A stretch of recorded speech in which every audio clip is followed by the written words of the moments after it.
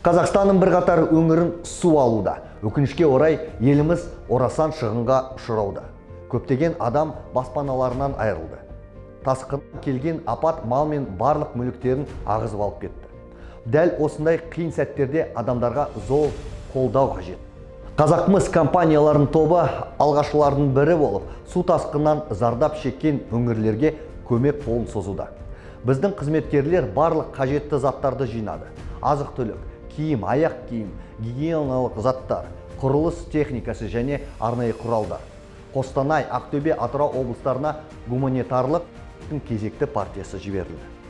Аптаның басында Қазақмыс су тасқынынан ең көп зардап шеккен өңірлерге 14 арнайы техника жіберген болады. Біз кез келген қиындықты бірге еңсереміз. Күшіміз бірлікте.